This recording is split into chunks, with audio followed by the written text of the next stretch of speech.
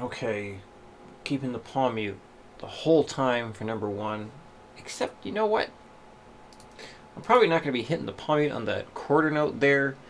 So this way, I feel like I have an easier time getting ready to come back down to that low E string. So if you don't palm mute that last note, not a big deal. But yeah, being able to play the whole thing at 140 is the goal. So you can try starting at 140, but if you feel like you need to warm up into it, that's fine. Maybe like add a line at a time. Yeah, line at a time is good. So I'm gonna actually follow this scrolling on the screen here since I can't get all of it on screen at once. So hopefully the metronome from the program is loud enough. Here we go.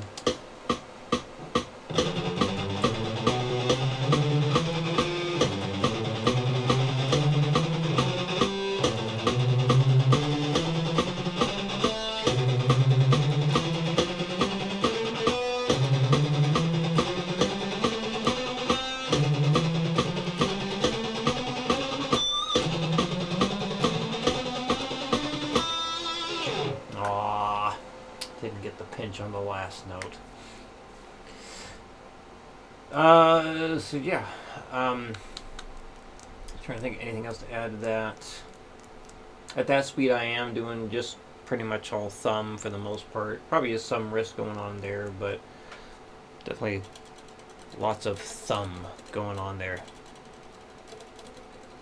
So yeah, a little bit of wrist happening, but lots of thumb too. So yeah, with the thumb stuff, I'll send you a video on a lesson that I did do for a Patreon group, and that might be helpful if you'd like to practice doing more thumb-based stuff. Okay, so let's demo this guy. 60 beats per minute. 1, 2, 3, 4.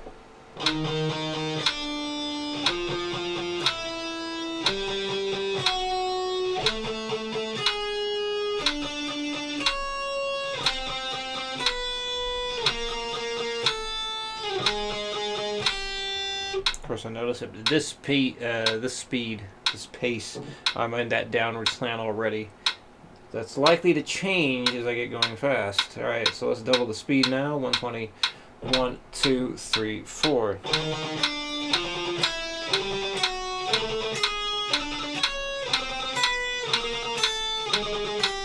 Yeah, like I've already gone to the more upward slant already. 140. 1, 2, 3, 4.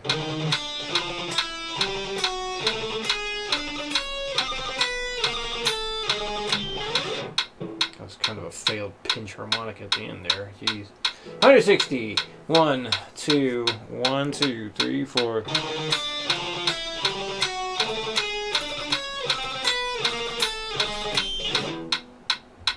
was an odd pinch harmonic there.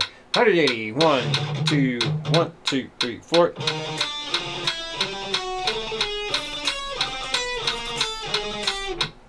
Yeah, one more at 200. 1, 2, 1, 2, 3, 4.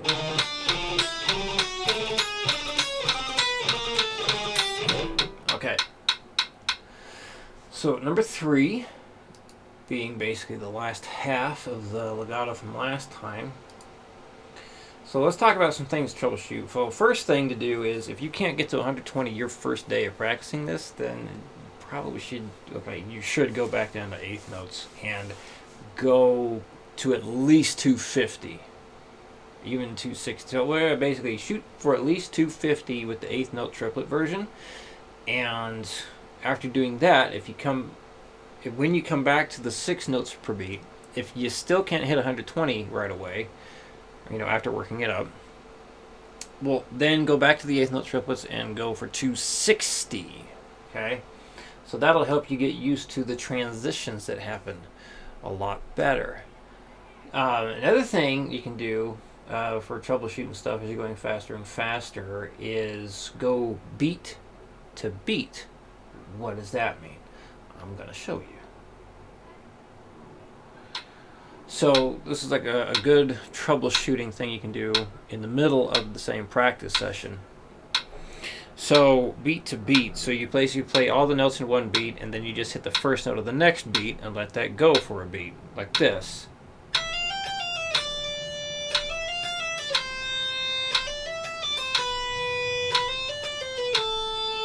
So sometimes you can do that like 2 or 3 times, then go for the full thing, and just doing that can be very helpful in being able to stick those changes better. So, do that a couple times and go for the full thing.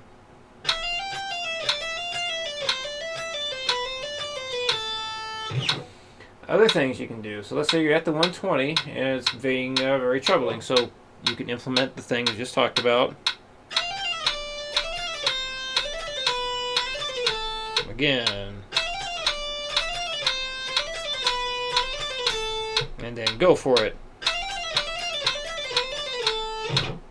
The other thing you can do is go half time now.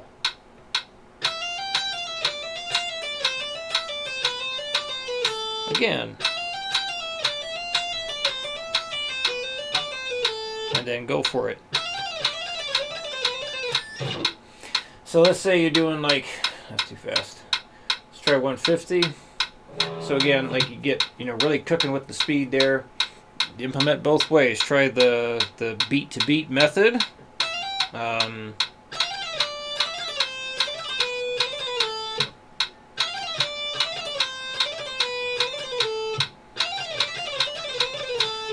And then if that doesn't prove fruitful, we'll try the half speed a few times, like 2 or 3 times.